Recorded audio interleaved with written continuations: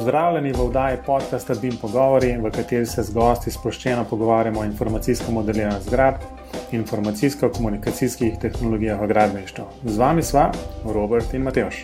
Pozdravljen, Robi. Zdravo, Matevž. Veseli me, da lahko tokrat spet pozdravimo gostjo. To je tokrat Anka Lisec. Pozdravljen, Anka. Pozdrav obima in vsem poslušalcem. No, Anka je v bistvu najina kolegica na fakulteti za gradbeništvo in geodezijo, geodetka. Pa vseeno, da ne bom delal predolgo voda, v bistvu, Anka, ker te prebučam oseda, da poveš nekaj malega o sebi. Ja, res je, delam kot raziskovalka in predavateljica na fakulteti za gradbeništvo in geodezijo, konkretno na oddelku za geodezijo. Naša raziskovalna skupina se ukvarja predvsem s področjem geoinformatike, to je mislim tudi bil en izmed razlogov, zakaj ste me povabila v tale pogovor.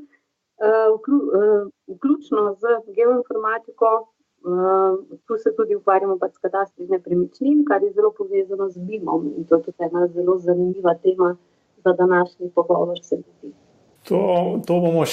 To bomo še odkrili, ne? Koliko je zadeva povezana z BIM-om. Mislim, ne bomo odkrili, debatirali bomo o tem. Ne? Predvsem pa bomo, upam, poslušalcem dali neke iztočnice, da bodo videli, kaj dejansko GIS, kaj so sploh to po slovensko? Geografski informacijski sistem, groza. Kaj ta prinaša v bistvu lahko v BIM oziroma kaj BIM daje nazaj, ne? Kje začnemo? Morda tam, kjer se meni jezik zataknil. V bistvu, kaj to sploh je GIS? Ja, rekla bi, da ni nobena groza.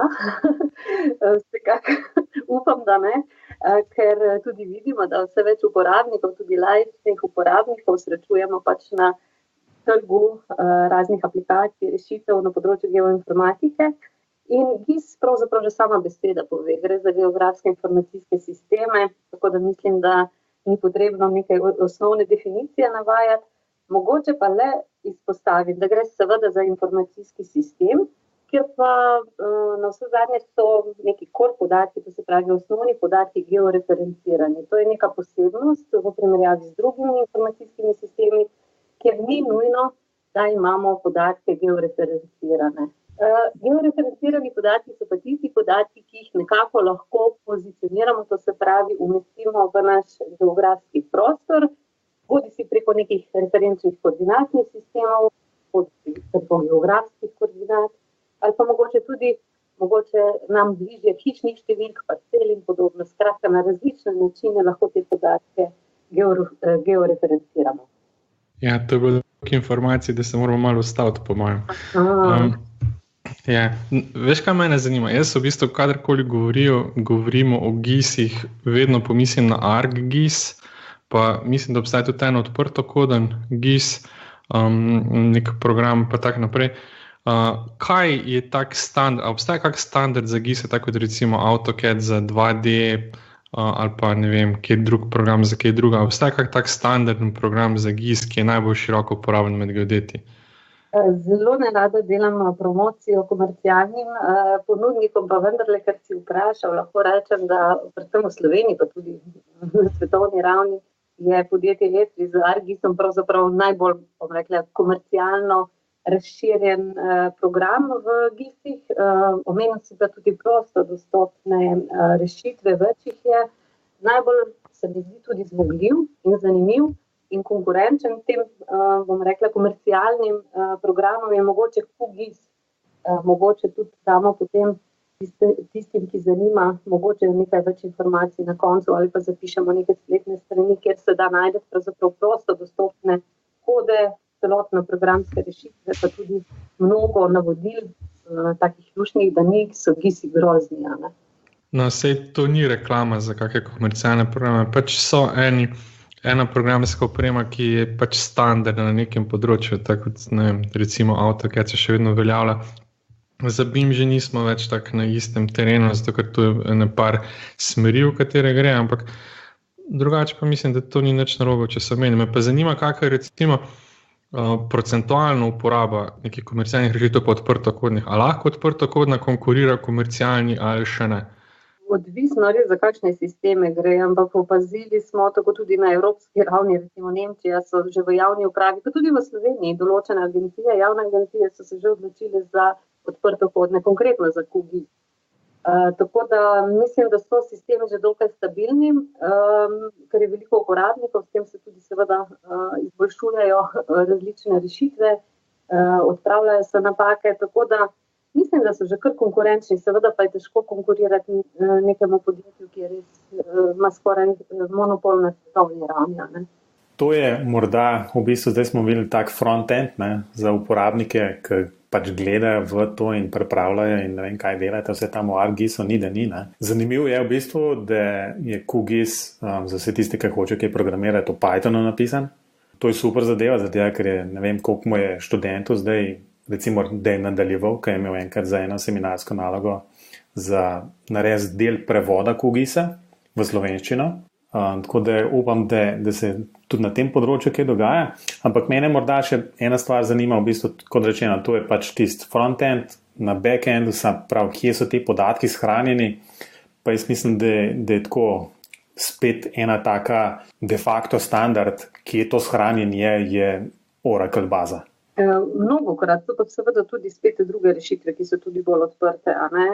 Tako da več je teh podatkovnih rešitev za podatkovne baze, tako da bi težko rekla. Seveda Oracle je pa še vedno tista, kako bom rekla, zelo, zelo široko uporabna, ker je zelo zmogljiva in pač dodelana različica. Zdaj, če smo že pred tistih omenili QGIS, je pa recimo tako odprtokoden, recimo podatkovna baza bila pol, ki je primerna recimo za takšne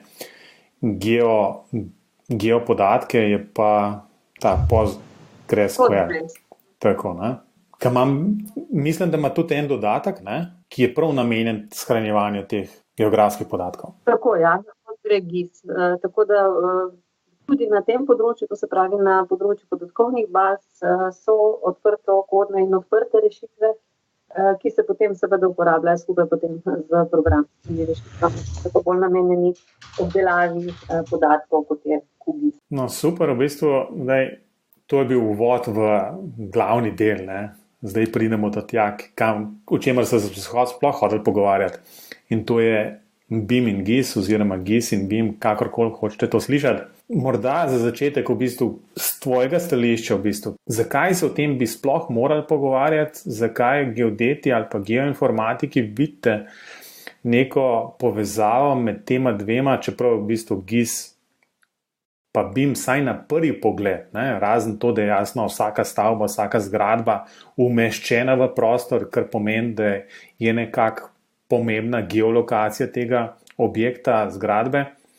Ampak za sam BIM, ki ga jaz osebno, tako kot se pač z Robijem običajno kregava, je bolj viden kot model. In ta model, jasno, da je spet bi moral biti nekje v nek prostor postavljen, ampak s tem bi se konec koncev zame to skoraj končalo. Medtem ko jasno GIS je mnogo čemu drugmu še namenjen, ne samo to, da je pač dobi neka zgradba, neko geolokacijo konkretno. Prvo bi tu na koncu začela. Seveda GIS-i niso namenjeni samo zato, da koordinate pripišujemo nekim objektom, ampak zato, da so potem ti podatki ravno zaradi opredeljene prostorske pozicije uporabljeni potem tudi za različne prostorske analize od poplavnih študij o senčenosti, o sončenosti, karkoli. Skratka, veliko teh prostorskih analiz se lahko izvaja. To je v bistvu zelo pomembno pri GIS-ih in mogoče v povezavi s stavbami tudi lokacijske storitve. In tu je en velik izziv, recimo uporabiti podatke, ki so rezultat tega informacijskega modeliranja gradenj, kot sem slišala, da je uraden prevod. Uraden ne vem, če je, ampak recimo, da je to ta najnovejši, ki je nekako uveljavljen, pa bo Robi popravil. Rečemo, da je to trenutni prevod, ki bi naj bil, pa vem, da se marsikdo s tem ne bo strinjal. Prosti, Anka, ampak ko bom zdaj čist nekaj drugega zinil zraven, ampak se nanaša na tole. Ko sem nekako začel bolj razmišljati o tem današnjem pogovoru, sem se začel sprašovati, zakaj se reče BIM in ne BIS. Robi, kaj praviš? A ne bilo BIS boljš? A si ugotovil? Ne, nisem to jaz tako, a veš, malo provociran bolj ali manj. Zato, ker so bili prej procesni modeli in potem se to pač razširilo še z ostalimi informacijami in potem se to pač širše rekel, da so to, ne vem, informacijski modeli iz gradenj trenutno, ne. V redu. To bi bila moja razlaga, če bi mogel na izpitu blefirati, ja. To je eno oddajo, ne? Prosti, Anka, zdaj pa lej. Zdaj bom potih. Ampak, če nekako končala sem pri tem, da pravzaprav podatki oziroma rezultati tudi tega modeliranja BIM so dejansko lahko zelo zanimivi tudi za 3D modele v GIS-ih, ker ena izmed pomembnih funkcij GIS-ov so tudi lokacijske storitve, torej navigacija in podobno. In vemo, da danes ne potrebujemo le podatke za navigiranje v prostoru v zunanjosti, torej na cestah, železnicah in podobno, ampak pogosto samo spomnimo se nekih gasilcev ali ne vem, drugih služb, ki delujejo v okviru civilne zaščite, velikokrat rabimo potem tudi podatke za navigacijo znotraj stavb, predvsem kakšne javne večje stavbe. In tu je na primer ena zelo, zelo zanimiva tema, kako uporabiti pravzaprav rezultate, torej podatke tega informacijskega modeliranja, ki jih pripravljate bolj kot ne gradbeniki in arhitekti, kako uporabiti te podatke potem tudi v GIS modelih, ki pa seveda zahtevajo nekakšno drugačno podatkovno strukturo. Topološko morajo biti urejeni, pa mogoče, če bomo imeli čas, malo bolj v detajle kasneje. To je meni zelo zanimivo, predvsem zaradi tega, ker pri BIM-u se skozi govori o teh lastnostih posameznih elementov. To, o čemer pa zdaj Anka govori, se mi pa zdi, da so to pač lastnosti celotne stavbe. Tako, ja, lastnosti celotne stavbe pa recimo res vedno pri GIS-ih se vprašamo, zakaj potrebujemo podatkovni model. In od tega je tudi odvisno, kako bi recimo BIM si že omenil, zelo veliko podatkov ima za vsak, ne vem, posamezni element stavbe, zgradbe, imate podatke, ali to res potrebujemo za nek namen navigacije. Ko sem gledala nekaj poskusnih projektov pretvorbe podatkov BIM, v GIS, če smem tako reči, Nizozemci so zelo močni, tu so dejansko prva stvar, ki so naredili, so močno zgeneralizirali. Torej, mnogo podatkov je odvečnih za take namene, recimo tudi konkretno za lokacijske storitve znotraj stavbe. To je ena zadeva. Potem pa seveda je treba te vektorske modele topološko urediti. To pa pomeni, da moramo vedeti, kateri prostor je soseden drugemu prostoru, da znamo potem tudi voditi določene ljudi ali pa karkoli že po prostoru. Večkrat imamo analogijo, ne vem, če ste kdaj slišala, ko smo imeli še čisto v 2D-ju, vse tudi v AutoCAD-u, ste slišala kdaj za špagetni vektorski model? Ne, nisem slišala. Špagetni, kaj? Špagetni vektorski model. Nisem slišala. Ne. Od te v povezavi z GIS-i zagotovne. Dejansko, če topološko niso bile urejeni linijski ali linije ali pa poligoni v nekem načrtu, to ponavadi v CAD-ovih načrtih ni topološko urejeno, ne veš, kaj je vozlišče, stičišče in podobno. Potem smo mi v GIS-ih vedno rekli, da gre za špagetni vektorski model. Taki modeli niso bili uporabni recimo za navigacijo, to si vsak najlažje predstavlja za navigacijo, recimo celo cestno navigacijo. Jasno, moraš imeti določena vozlišča, kje so križišča, kje je slepa ulica. In analogija zdaj gre pri množici podatkov BIM-ov iz BIM-a, ki vektorsko so sicer pripravljeni, niso pa topološko urejeni, pa mnogo podatkov je za nas odvečno. Tako. In sedaj je pač veliki izziv, kako čim bolj optimalno generalizirati modele in seveda tudi urediti na ta način, da so uporabni za različne prostorske analize in navigacije.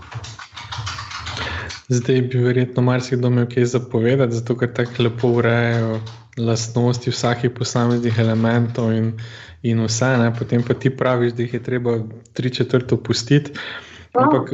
Ampak A misliš, da je to trenutno stanje ali dejansko ne boste nikoli potrebovali? Se meni se zdi, da itak jih ne boste potrebovali. Vi verjetno rabite, neke večje gabarite, pa orientacijo, pa mogoče res topološko ureditev, ampak vas pa ne zanima točno, kjer material je pa to, ne? To, da ne bo pomote, moram takoj replicirati. Dejansko ti podatki, seveda, ki jih imamo danes kot rezultat BIM-a, so zelo ključnega pomena za angleščine pravijo facility management, to se pravi upravljanje stavb in podobno v celotnem življenjskem obdobju stavbe, zgradbe. Tako da to niso podatki, ki so za stran vršniti slučajno, ne? Ampak ko govorimo o GIS-ih, ponavadi tudi ne govorimo samo o eni stavbi. Gre ponavadi za podatkovne modele nekega območja, nekega mesta, pokrajine, regije, lahko države.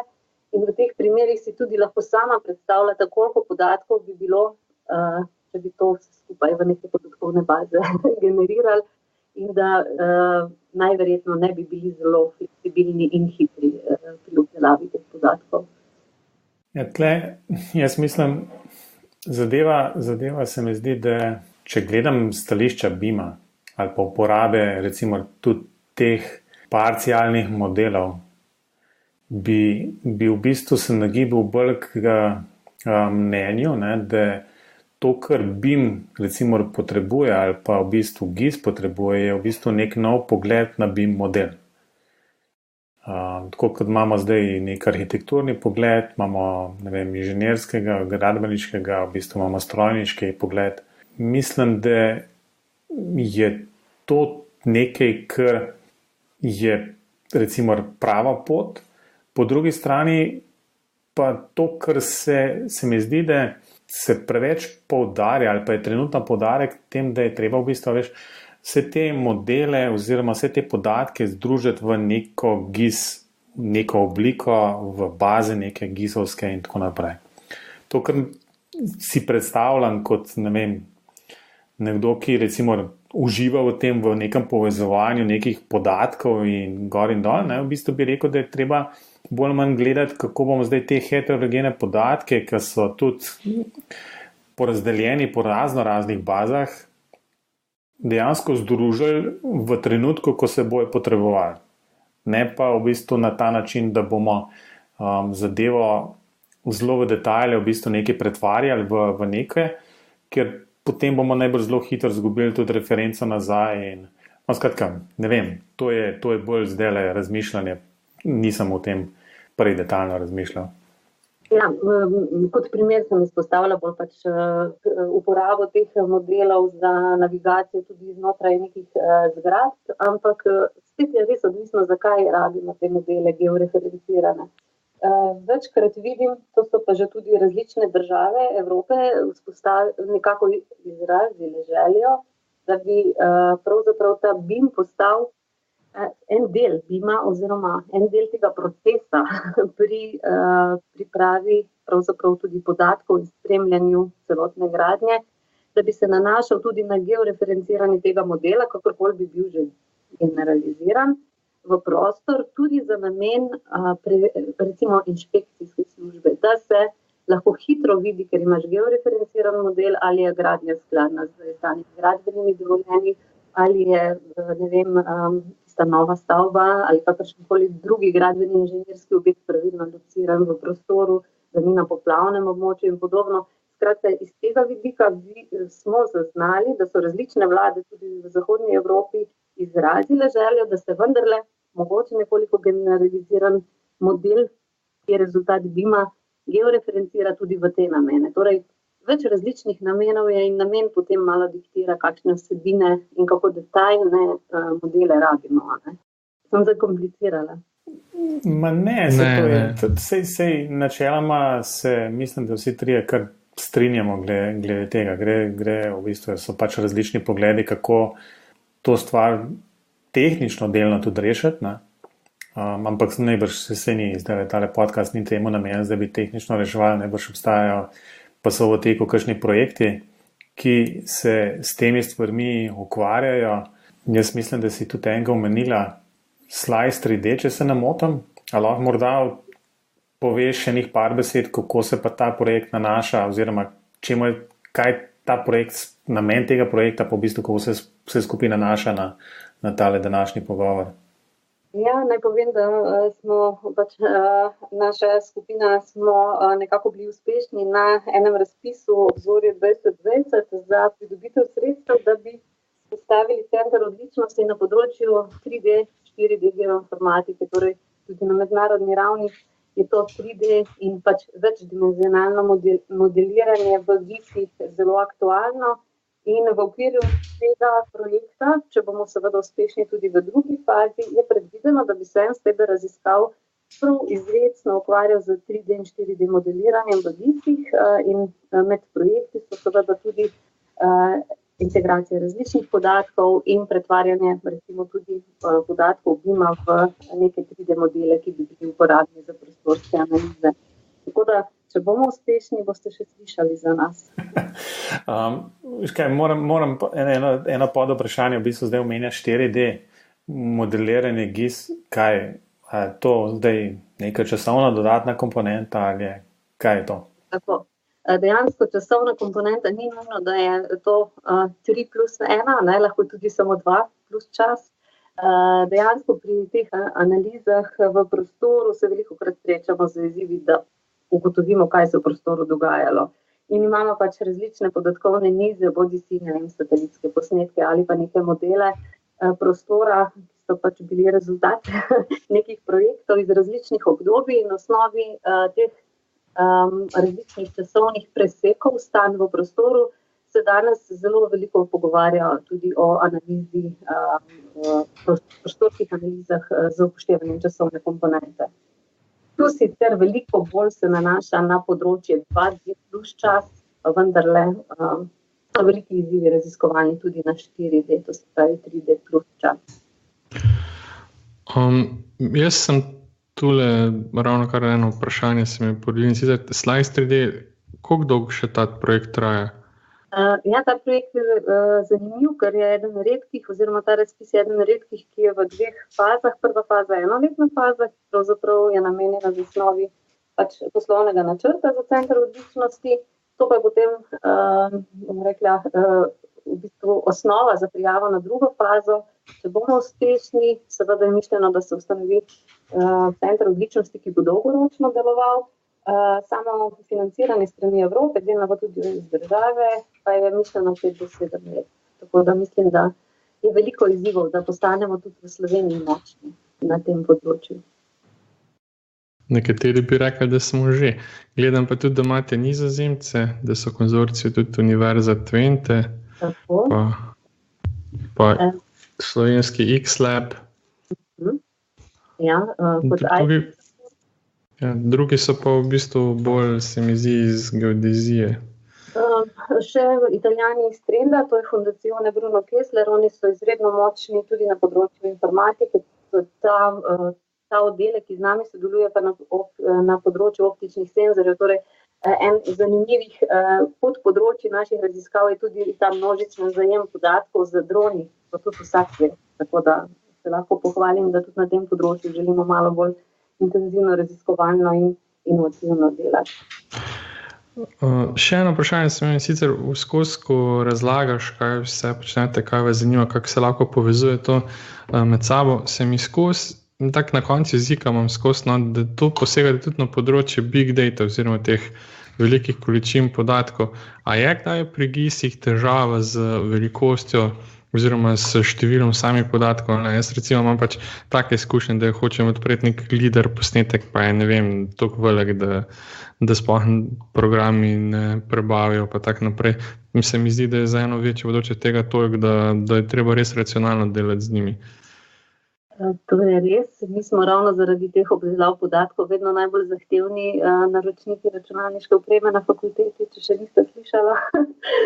Skratka, ti podatki so izredno zahtevni za obdelavo in potrebujejo res močne procesorje. Seveda, ko pa govorimo o nekem skladiščenju oziroma odlagališču teh podatkov, je pa treba vedno dobro razmisliti, na kakšnem mestu, na kakšen način se dostopa, ker ko se podvajajo ti podatki dejansko ugotoviš, da res ogromno prostora porabiš in nima smisla. Big data, to je zagotovo ena zadeva, ki je zelo povezana z geoinformatiko in prostorskimi podatki. Ja, pa predvsem to, kar si razlagala s temi senzorji, to pa že posega na področje IoT, Internet of Things, tam je pa itak sploh veliki podatki, pa skladišča podatkov, pa ne vem kaj, tam pa potem obdelava pride do izraza. Seveda. Ja, mogoče samo kot zanimivost. Dejansko to področje je precej interdisciplinarno in različna področja pravzaprav povezuje. In morda niste slišali, da imamo pravzaprav prav poseben konzorcij, mednarodni konzorcij za industrijsko standardizacijo. To je OGC, Open Geospatial Consortium, ki pravzaprav skrbi za standardizacijo na tem pravimo geospatial področju, to se pravi prostorskem, podatkovnem in tehnološkem področju. Med drugim so izdali standarde kot so CityGML, pa GML in podobno, skratka ogromno standardov za področje geoinformatike in sorodnih disciplin. Ravno prav ta prava istočnica si naredila, zato sem te hotel vprašati, kaj pa pol v bistvu ene takih hardcore geodeti mislijo o kakšnemu takemu standardu, kot je KML? To je tudi del, ki ga je KML je v bistvu tudi privzet strani OGC-a, čeprav vemo, da na začetku čisto bolj tako zasebno razvita. Tako da ti industrijski standardi so dejstvo in če res koga zanima ta OGC, po slovensko OGC, dejansko ima tudi veliko forumov odprtih, kjer lahko vsak participira z svojimi idejami. Seveda, če hočeš biti popolnopravni član, pa moraš na mezino plačati tako kot povsod. Videli smo, da se na teh zadevah v bistvu polno dela, zelo veliko v bistvu ljudi nekako posredno ali pa neposredno vključenih v to del. Kje pa v bistvu se da recimo kakšno takšno najnovejšo stvar zvedeti v bistvu? Obstaja kakšna konferenca, ki je podobnega, kamor lahko nekdo gre in zve najnovejše stvari o GIS-u in BIM-u in tako naprej? Ja, čisto slučajno sem odkrila tudi z vajino pomočjo, da je na Nizozemskem v bistvu v jeseni ena konferenca GIS Design plus BIM. Mislim, da je v Amsterdamu novembra. Za to konferenco do danes nisem vedela, gre pa bolj poudarek, saj tako po programu sodeče bolj poudarek na BIM-u. Za drugo konferenco, ki bi jo tudi priporočila oziroma da obiščete spletno stran, je pa GeoDelft. 2018 je pa en mesec prej isto na Nizozemskem, ampak v Delftu.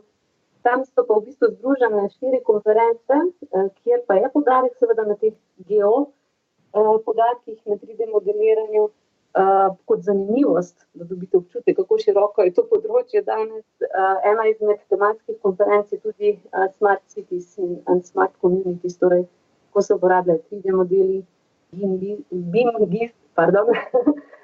potem tudi za podporo odločanju in vzpostavitvi teh Smart Cities and Communities. Skratka, zanimivi konferenci, če bo koga zanesla v jeseni na Nizozemsko, mislim, da bo ta obe konferenci zelo zanimivi. Res je, v bistvu, jaz sem pogledal tisto spletno, saj se prvo sem pogledal, tako da tista se zdi res taka, recimo bolj gradbenikom nekako pisana na kožo in mislim, da bi se kar splačal zadevo obiskati, je pa treba najbrž kakšen članek napisati, ja. No, kakorkoli že, jaz mislim, da lahko rečemo, da je zadeva zelo zanimiva. GIS, BIM, to je v bistvu vsekakor se mi zdi se pravi, jaz ne vem po kakšni logiki, ki ste s tem GIS-om, vse se vrti okoli GIS-a trenutno najbrž, ne? In se jasno tisti avtonomni avtomobili, pa smart cities, pa ne vem, razne tele navigacije po ne vem, velikih trgovskih centrih, vse nekako GIS, levo, desno. Ne? In zdaj še BIM. Zdaj pa še BIM. No, super. Skratka, jaz mislim, to nekako napeljujem to in mislim, da bomo na to temo še kdaj kakšno zadevo rekli.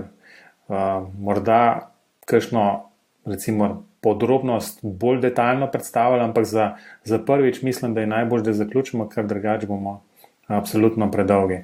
Bomo pa v zapiskih polinkali stvari, o katerih smo govorili, dodali zraven še nekaj člankov na temo GIS-a, BIM-a, integracije obeh, kako to v bistvu upeljati v IFC, kakšne so relacije med raznimi standardi na področju GIS-a in IFC-ja. Tako da vse te stvari bomo recimo malo zapisali v zapiske, tako da vam jasno poslušalce, da gre na spletno stran bimpogovori.si in potem tam poklikajte prav oddaja za tele zapiske. Tako da jaz bi šel vsem naprej. Naslednja takšna sklop so priporočila. Anka, zelo dobro priporočila imaš, pa ga kar ti opiši.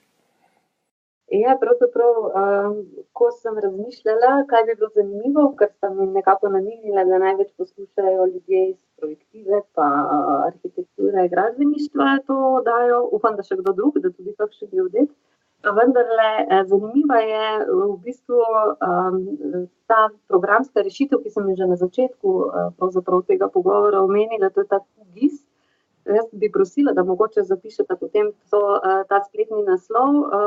Na tem spletnem naslovu qgis.org imate pravzaprav prosto dostopno programsko opremo za mnogo tudi primerčki, tako da je zelo enostavno začeti z GIS-i in nič vas ne stane, to je zelo pomembno. In ker včasih ni dovolj samo program, ampak rabite tudi kakšne podatke, ne? To je tudi zelo pomembno. Je pa mogoče dobro izpostaviti, da je Slovenija ena izmed držav, ki res zelo, včasih tudi mogoče, po mojem mnenju, malo prehitro, pa vendarle se odloča za odprto dostopne podatke tudi na področju bioinformatike in dejansko večina podatkovnih nizov od topografskih podatkov, ne vem, raznih poplavnih območij in tako dalje, imate na voljo na geoportalu, mislim, da je spletni naslov geoportal.gov.si, kjer pravzaprav lahko vsak tudi že pridobi podatke v različnih vektorskih zapisih in potem te podatke pridno uporablja za prve korake v GIS-ih. Hvala za to priporočilo. Na vsak način bomo v zapiske dodali oba linka, tako da jaz upam, da se bo do poslušalci saj obrnili in pogledali QGIS. Kot je meni znano, dejansko zadeva super deluje. Mislim, da prebere tudi direktno datoteke od ArcGIS-a. Tako da je res v bistvu, se mi zdi, kar primerljiv. Jasno pa v bistvu pod navednicami ne pričakovati preveč, zaradi ker je vseeno v Pythonu napisan, pa to najbrž mučkan počasneje dela, kot pa ti v ArcGIS-u. Tako da, ampak boste sami preverili. Tudi o tem bi lahko govorili, o čem so skriti v ArcGIS-u, ampak ne bomo o tem. Robi, kaj pa je tvoje priporočilo za danes? Ja, jaz imam danes priporočilo, to je že presenečenje, prvo presenečenje. Drugo je pa, kakšno je, no, in danes priporočam eno prezentacijo kolega iz Nizozemske, Leona van Berla, ki smo ga že omenjali tu, tisti, ki mogoče poslušate, pa ste bili na lanski CBIM konferenciji in ste ga tudi spoznali. No, in danes priporočam eno njegovo prezentacijo, ki je v bistvu že iz leta 2014, pa sem jo šele pred kratkim odkril in mi je res super, zato ker opisuje moje videnje BIM-a, v bistvu se popolnoma strinjam z njim. No? Naslov te prezentacije je 5 presenetljivih stvari, ki jih v BIM-u niste vedeli. Notri jih je več kot 5, ker je malo pogolfal, je tudi priznal potem, da je malo pogolfal. Ampak bom pa sam eno trditev prebral, ki bo pa Matevžu zanimivo, pa ga bo mogoče zintrigirala, da gre še sam preveriti, in to je, kaj je BIM? Ne? Eni pravijo, da je proces, drugi, da je filozofija, tretji, da je sodelovanje, četrti, da so to podatki, peti spet nekaj drugega, ampak vsi se pa strinjajo, da to ni software. Tako, in potem gre prezentacija v tem smislu naprej. Mislim, zelo zanimivo.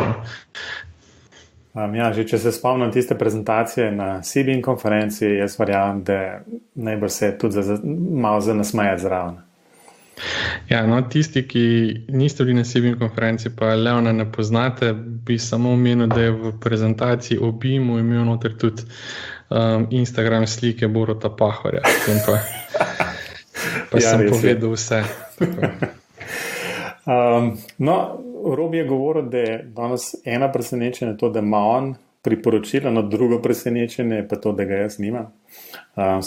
Presenečenje je, da ti nimaš audio knjige. Ja, ne, jaz nimam sploh priporočila, tako da hvala Robi pa hvala Anka, da sta pokrila ta del.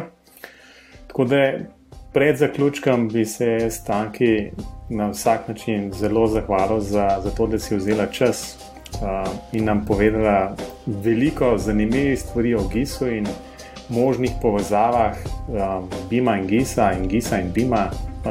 Cel krog bomo iz tega naredili, tako da Anka, res najlepša hvala, pa jaz upam, da te bomo še kdaj nahecali, da boš kaj prišla povedati. Ja, me je veselilo, da ste videli odziv, da to zanimanje vedno. Torej, v bistvu Anko lahko poslušalci kontaktirate na mail anka.lisec@fg.unil.si, prav to njen služben mail, je pa tudi na Twitterju Anka Lisec. Robi, najbolj, da ga kar pogooglate, zmer ko reče, mene pa v bistvu na matevždolenc.com, tam bodo sigurno linki. BIM pogovori so še vedno na spletu, Facebooku, Twitterju in pa jasno tudi na YouTubeu, tako da predlagam poslušalcem, da si izbere enega izmed teh kanalov in poslušajo to in prihodne oddaje. Vsekakor so pa z Robijem vedno zelo vesela kakršnega koli odziva, komentarjev, ocen v iTunesu ali pa sploh komentarjev skozi katerkoli drug kanal od Facebooka do YouTubea, tako da želiva slišati, kaj si mislite o teh pogovorih, o oddajah, o temah, ki jih izbirava, tako da bodo naslednje oddaje boljše in še boljše, kot so do zdaj bile. Tako da za konec samo še enkrat, Anka, hvala lepa in se slišimo. Anka, adijo, Robi, adijo. Adijo.